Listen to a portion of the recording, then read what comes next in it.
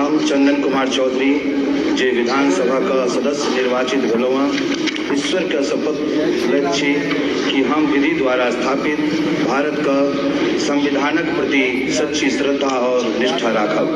हम भारत का प्रभुता आ अखंडता का अक्षुण्ण राखब एवं जेहि पद के हम ग्रहण करे वाला छी ओकर सब कर्तव्य के श्रद्धापूर्ण सा निर्वाह करब।